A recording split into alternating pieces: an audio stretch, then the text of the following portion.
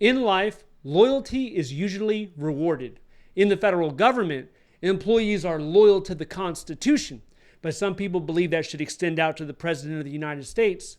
This would impact not just promotions, but your job stability. How will it affect you? Last week, the Environmental Protection Agency, the EPA, placed over 130 employees on administrative leave because they signed something called the Declaration of Dissent. And basically, it was calling out their agency for abandoning their core mission. Now, you had over 200 people sign this thing, 200 employees, and it was 60-40. 60% used their name, and the other 40% they signed anonymously. So here's the deal. You put your name on a document like this, the risk goes up. You're at risk of losing your job or at the very least being disciplined. You have to know that. The 40% that signed anonymously, they knew that. They were trying to minimize risk. The letter said, under the current administrator, the EPA is no longer living up to its promise. The administrator is named Lee Zeldin. This individual was a state senator in New York. He also is a lieutenant colonel in the Army Reserves. And in his first 100 days at the EPA, there's been over 30 deregulatory actions. More than that, he's pushing to appeal rules that limit the greenhouse gas coming from coal and natural gas plants. According to analysis, those rules were estimated to save 30,000 lives. Why would anyone want to appeal those rules? Well, in one word, profit. That's the core reason. Increasing profit, lower compliance costs, being able to keep a plant operational for longer. It saves money and increases the profit. Now, the stocks will go higher too for these companies. So the stockholders are going to be pretty happy about this. The congressional representatives are going to be thrilled because the campaign money is still going to be coming in for all the lobbyists, right? The coal lobbyists and people like that. But the true victim in all this really is public health and the environment. So what happened to the employees that wrote that letter? They were put on a 2-week temporary paid administrative status.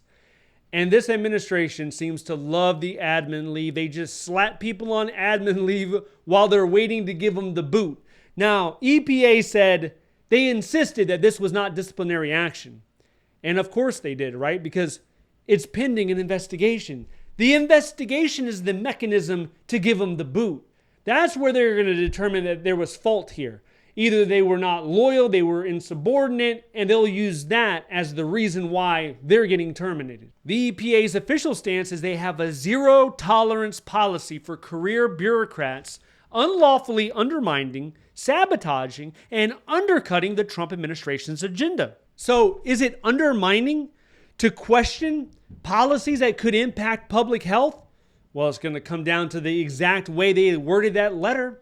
Let's take a closer look at this letter and see. The two main parts that worry me include this sentence right here. EPA employees join in solidarity with employees across the federal government in opposing this administration's policies. This could be seen as political activity or insubordination.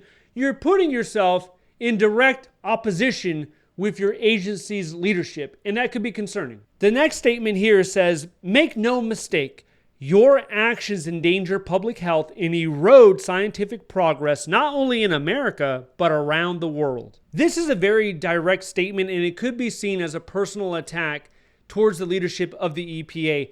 Now, what you're going to have is you're going to have EPA lawyers dissect this letter and find possible grounds to discipline these employees.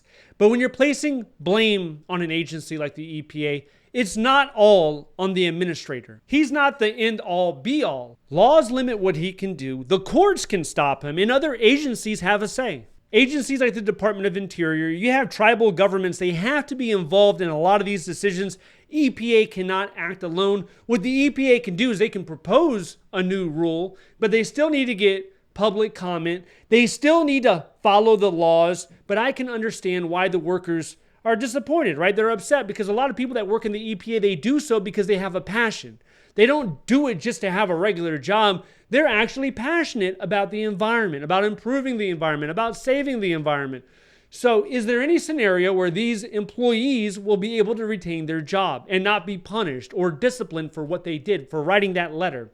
Well, probably not. But you have to consider also we have the First Amendment, we have the Whistleblower Protection Act if it's an abuse of authority, and then we also have civil service protections under Title V.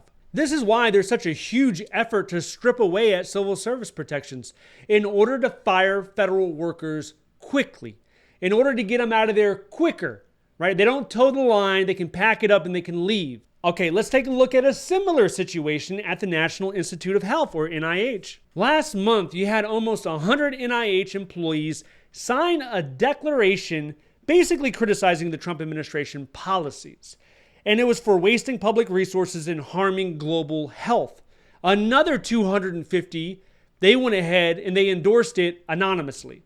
But there's a big difference here because the NIH employees, they're not under any type of scrutiny. They're not under the microscope when it comes to disciplinary actions. And the reason for that is the NIH director, he encouraged opposing views.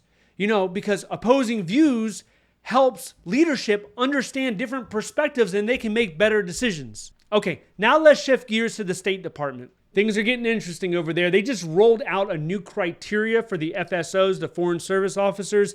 And there's one word that's raising a lot of eyebrows, and that word is fidelity, which means faithfulness to a person, cause, or belief. That's right. The people that represent the United States around the world, there's about 8,000 of them, the Foreign Service Officers.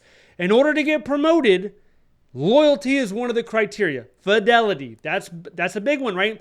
Because in the past, there were other areas. There were other areas that they were evaluated on. The State Department's Bureau of Global Talent Management released these core precepts every 3 years to guide promotions. The new ones list 5 criteria. You have fidelity, communication, leadership, management, and knowledge. And my have times shifted. Such a dramatic change over there because last year, DEIA, diversity, equity, inclusion, accessibility, that was one of the key factors.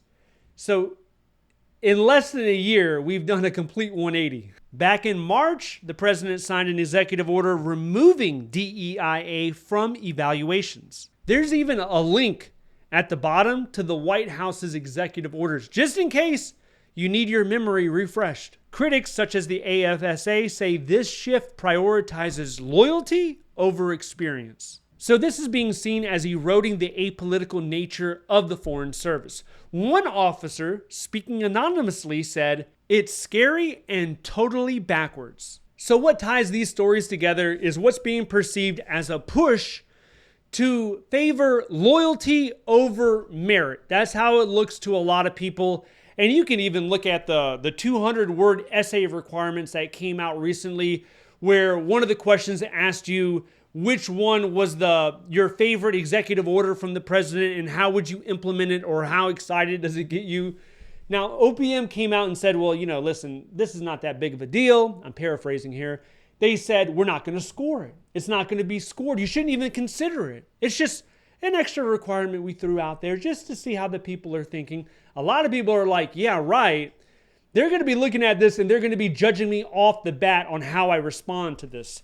And there's other people that are thinking, I'm just going to have a generic answer, copy and paste that bad boy in there. So I'm going to write up a spiel on how I love whatever executive order. And then every time it asks me which executive order do I like, I'll just copy the language and paste it in there. So it'll just be one more step that I have to do in order to complete the job application. But here's the real question. Do we want a federal workforce that's completely politicized? Do we want 100% Republican right now? And then maybe in the future, do we want 100% Democrat? I don't think that's what the public wants. I think if you do that, you're at risk of losing institutional knowledge every time a president comes in. There's a small sliver of federal workers that are political appointees, but generally speaking, most of them are apolitical. Now, the pushback to this is, well, all federal workers are Democrats. Didn't you know? They're all crazy liberals. But if that were true, then we wouldn't see a large percentage of them voting for President Trump. A Washington Post poll came out recently, and it showed 38% of federal employees voted for President Trump. So it is not 100% Democrat, nor has it been at any point in time. It's a mix, especially if you look at agencies like the DOD. That one leans, I would say, a little bit more to the right. DHS, same story. It leans a little bit to the right, and that's fine. You should want that mixture in there. You shouldn't want a 100% politicized federal workforce. So in addition to this, we have to stop and talk about immigration for a bit, because there's some new guidance coming from the White House where they're pushing this process called denaturalization. And essentially what that means is if you gained your U.S. citizenship through naturalization, meaning you were not born here, but you still went through the test and you checked all the boxes, if that's the way you gained your U.S. citizenship, there are reasons why it can be taken away. So this could potentially impact up to 25 million people. 25 million Americans are naturalized in this country. If you want to know more about that, check this video out next. Stay updated by signing up to the free newsletter down below. Thank you so much for watching. I'll see you in the next one.